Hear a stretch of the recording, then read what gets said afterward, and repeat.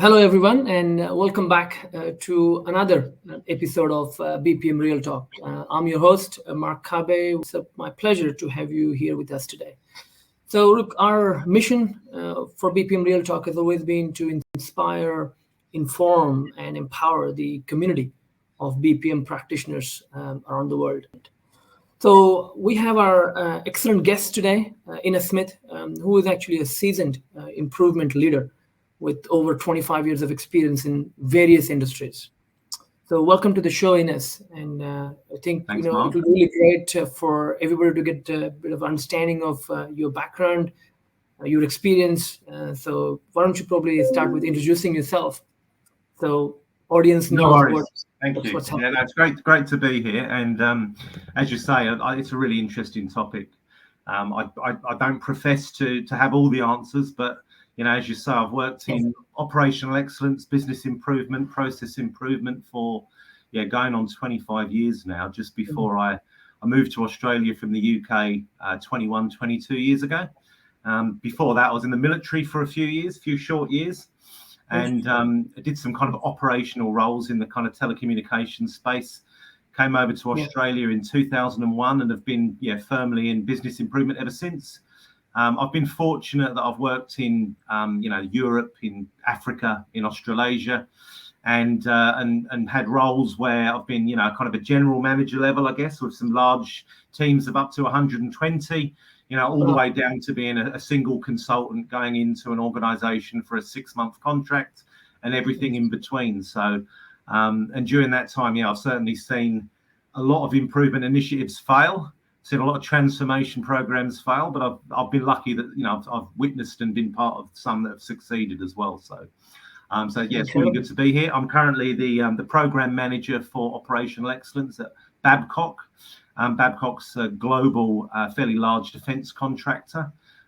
We're active in kind of 12, 13 countries in the world, and we've got quite a large presence in Australasia. So that's me. Thank you, Inus, and thank you for being here with us today. Look, this is going to be quite interesting because not only that you've done various projects, but the various geographical exposure, and I'm sure you got probably tons and tons of great stories to tell here, because each geographical location have their own little nuances on how leaderships actually work together. So this is going to be quite an interesting well, it is a good point, and it's not one that I'd even thought of until you mentioned it. But when you're trying to run an improvement program, depending on which country you are in, there's very different attitude towards improvement. I often say that Australia's a wonderful country, but sometimes too much of a democracy. Everyone's got an opinion. Everyone's got the right to not do something. Whereas, if you're trying to roll out an improvement initiative in Japan, it's probably far easier because it's, far more of a culture that will, take the lead. And if they're told to implement the new process, they'll go and implement the new process. So definitely has a bearing on things. This is going to be quite good. So why don't we probably start with the basics, really? Why a lot of organizations struggle to get this commitment from the executive. But I think if we probably take one step back and why don't we talk to our audience today to just say, well, why it is so important? You are setting up your improvement initiative. What is the level of importance to really secure this effective sponsorship and leadership commitment for your initiative? I think it's the most important thing bar none. And I'll explain why I think that. More important than the project team, more important than the improvement manager, and really just keeping it really simple. Organizations now, we've all been working in organizations, we're all busy, and the business is always busy. It's very rare that you work in an organization where people have got lots of time on their hands to do improvements because they're too busy doing their day jobs. And so if the executive sponsor, if they're not making it a priority, if they're not clearly communicating to their teams from the top down that this is aligned with our strategic objectives, this is something we need to do, then you've really got no chance of success. If you're trying to come from the bottom up and persuade teams that we need to change processes and implement new practices, without that top-down support, it's doomed to failure from the start. Typically there's a even if it's a smaller initiative, it's a commitment. It's a commitment on people's time, and it's also rare that improvements kind of embedded in people's KPIs, in people's performance reviews. It rarely mentions improvement. So again, you have to get the executive, that top-down support, to say to their teams, this is really important. And if you're trying to be successful in your improvement program, it's the first step, is getting that commitment for me. Makes sense. And it's quite interesting because, probably in your experience, Inus, getting all executives right across the entire organization is tremendously hard, right? It's like almost like herding cats, actually. Absolutely. So what would you probably recommend our audience? Like, is there a strategy that how you could probably get these executives on board progressively? What have you done, I guess, in your 25 years of career? Are there sort of key elements that will help overcome some of these challenges? Yeah, there is. First of all, I'd say the most typical thing that I experience is what I call passive support. So, there's passive and active support, and often execs will, if you present them with an idea that looks like a good idea, they're happy to put their hand up and say, yep, great. But you don't want passive support. I'd go so far as to say I'd rather have an exec turn around to me and say, no, this isn't a priority. I don't have the time for this. Because at least then you know where you stand, and you can adopt a strategy and try and change that. When you get passive support, which is a nod, and they think that all they need to do is sign the project charter, that's where you want to avoid. So I think there's an education piece, starting with the exec, with the CEO, if possible, and making it clear to the exec why it's important. I think the real key thing for me, what's worked in the past though, Mark, if I was to choose one thing, it's sometimes, not all the time, but sometimes I see operational excellence and business improvement. I've sat through presentations where it can be very abstract. People present you a wonderful slide pack with all these fantastic theories on operational excellence. I think you have to bring it to life. You have to make it real. And the way I've always done that is you have to show them the value of it. And if you can change one small thing, if you can show them one win, if you can get one process that you change, that's something you can showcase. I did make a little note earlier, actually, when I was thinking about this, and I think I said something like, you have to translate a business problem into dollars, or into time, or into a risk, and you have to show it to the exec like that. I'll give you a quick example of one of the things. I remember going into the Blue Mountains Council a few years ago for a 6-month engagement to help them set up their improvement framework. And they were a great organization, very typical, but they didn't have time for improvement. They didn't really understand it.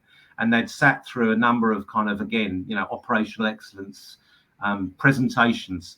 I found a problem in the business, which was the way they were doing asbestos management, a real big problem. It'd been in the local paper. The CEO was worried about it. It was keeping her up at night. And then I just spent that first couple of weeks jumping in a van and driving around to the sites and seeing how they manage asbestos. I mapped the process.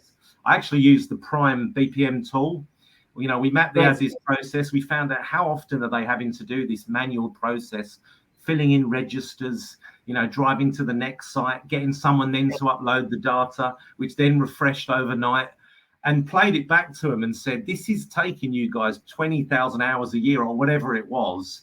If we relate that to a cost, you're spending 200 grand on this process. There's a simple software over here that would cost you 8,000 that will reduce that by this amount of hours. And that was like a huge light bulb moment to a lot of them, and then implement that, make it happen. And all of a sudden, it changes people's opinions. So wherever you can, it doesn't matter how small or large it is, try and find something you can change and you can showcase, and you can show them something real. That to me, it changes attitudes more than anything.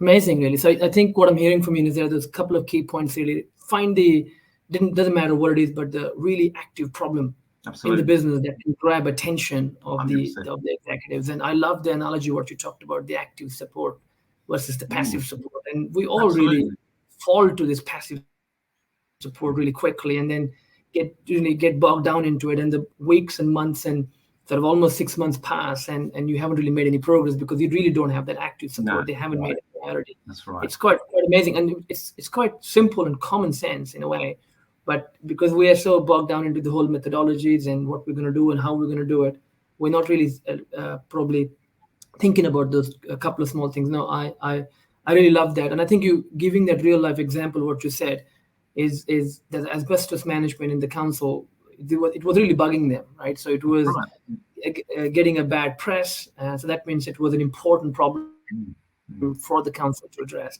and just latching onto that actually would have helped that secure that executive commitment. That's right, and you can also be, you can also be a little bit clever about it. So don't try and pick a problem that's going to take you 2 years to solve. Obviously, because it's going to involve a new IT system. That's not a good one to start with. Pick something that's a problem, but something you can fix. Something where the solutions, and you get that by talking to people. I think the worst way to do improvement is to sit at your desk all the time. You have to go out there on the shop floor. You have to go out there in the factory. You have to get out in the van and go to site. And that's where you really learn where the problems are. So, choose something it's big enough to be a problem, but it's small enough that you can fix it within a time-bound period. So you're not, trying to still fix it 18 months later. It's quite amazing because over the last quite a few episodes that we've been talking to various practitioners, it keeps coming up, which is the engagement.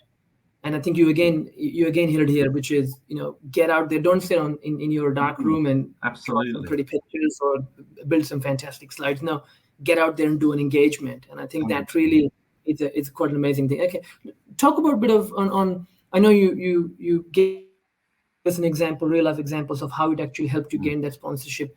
Have you sort of got any examples? I'm sure you do, where you probably learned from your mistakes. There were some failures to gain the sponsorship and why it sort of failed. So audience can learn from it and probably potentially avoid that while they're working on their projects. Yeah, I think there's lots of, there's been lots of experiences, and sometimes, to be honest, it's not necessarily through the fault of yourself or the team.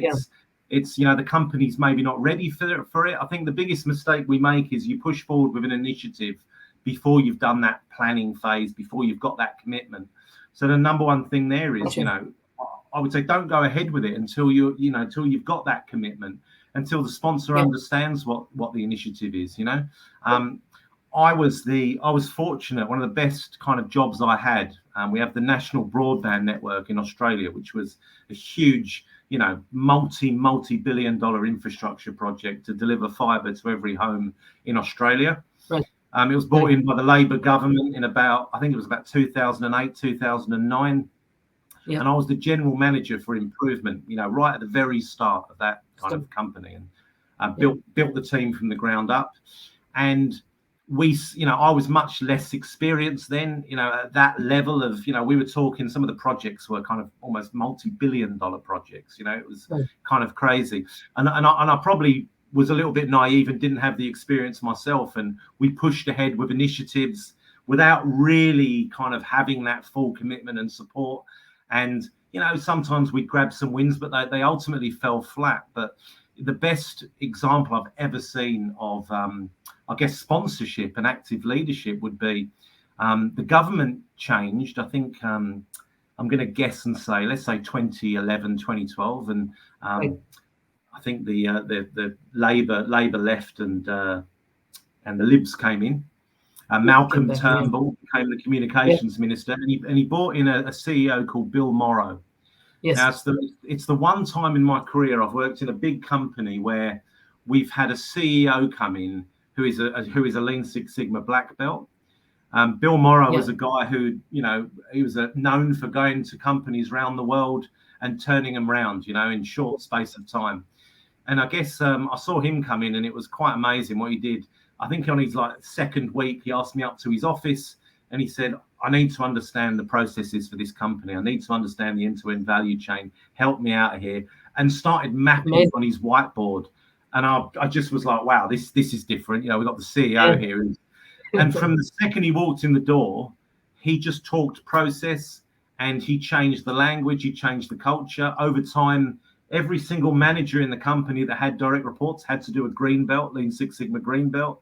If you went to Bill Incredible. with a presentation, he didn't want to see it unless you had data, unless you had the SIPOC mapped out, unless you had your value chain, unless you had, real KPIs and you could talk his language, unless you'd done root cause analysis. And he just, I guess when he came in, the MBM was way behind schedule. They were hundreds of thousands of premises they hadn't connected. And it was within 12, 18 months, just through process from the top down and that commitment, he turned it around completely. Within 12, 18 months, they were ahead of schedule.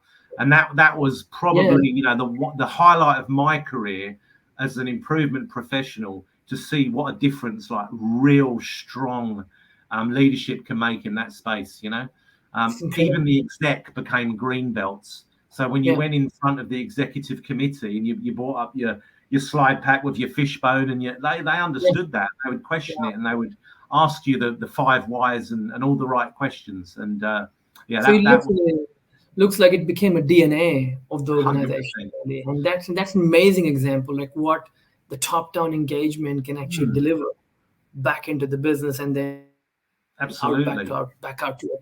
That's amazing. Yeah, before that, it was it was all the best intentions in the world, but it wasn't getting the right result. So when you do get that real kind of top-down commitment from a CEO level, that really shifted the dial.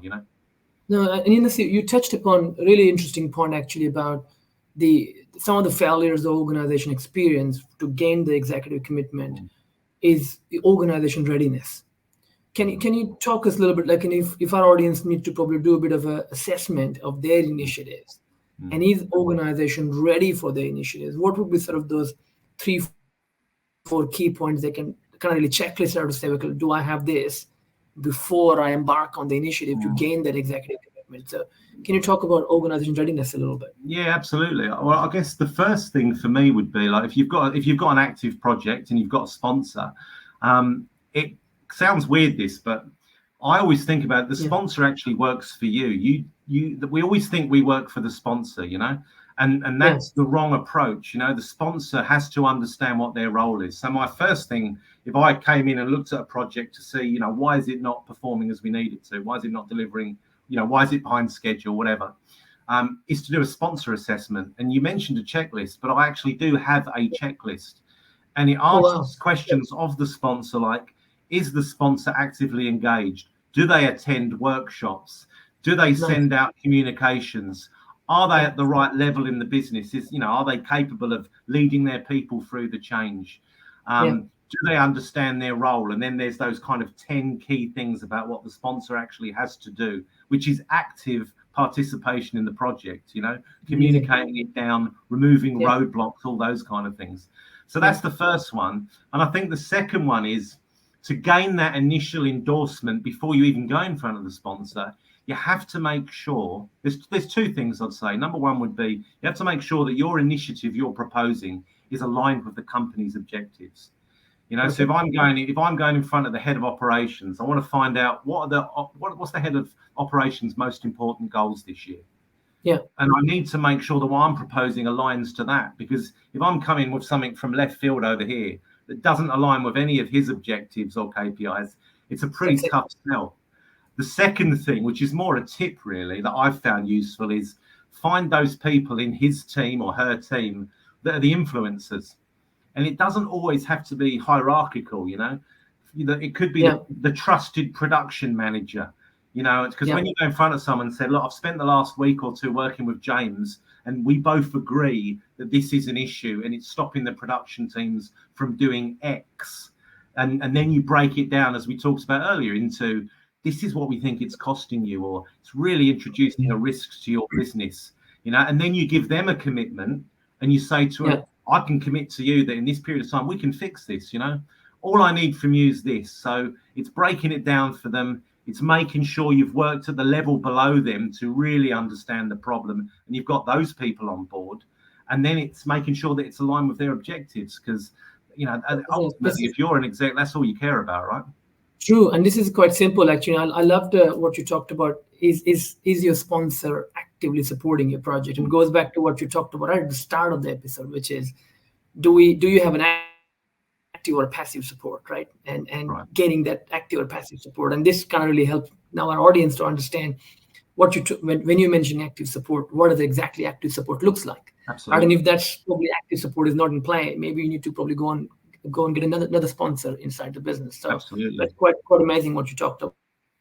And organization readiness, going back into sort of finding those really core things that are really niggling the organization, which are connected to their organization goal. Quite a few simple things on how the executive commitment could be actually sought. So, look, I'm pretty sure you've got tons and tons of things to actually share here. But today we're probably going to end the episode at this note with really fantastic takeaways that what you shared with us, Inus, today. As we wrap up our conversation, are there any sort of 3 key takeaways that you want audience to take it from this episode and deploy it in their project today? I think I'll say 3 things, and we've talked about it, but to me, they are the foundation, which is number 1, you have to hold your sponsor to account. And obviously you do it in a very nice and professional way, but you have to hold them to account. You have to make sure they're doing what they said they do. And in order to hold them to account, you have to get that commitment up front. So before you start, you need to agree with them what the commitment is in real terms. I need you to attend these workshops. You're going to send out a weekly comms. You're going to update, whatever those things are for your project. And then the third one is just, again, active involvement in the project. There's nothing better than when you've got a workshop and, the senior exec joins your workshop and all the team are kind of participating. And now when they see the senior exec sat next to you, it doesn't have to be every workshop, but occasionally they're sat next to you and they're actively involved. Makes all the difference in the world. So, don't be afraid to hold it to account. Brilliant. Well, on that note, Inus, thank you for sharing all your valuable expertise and experience, in last 20-30 minutes. That's quite amazing. Your story is fantastic. And to our viewers here, as we conclude our session today, really want to again remind you guys, stay engaged, stay connected with BPM RealTalk. Be sure to subscribe so you can actually listen to all the practitioners around the world like Inus today. And thank you for joining us. Again, Inus, thank you very much for your time and effort to actually attend and share all your experience. Excellent. Thank you. Cheers.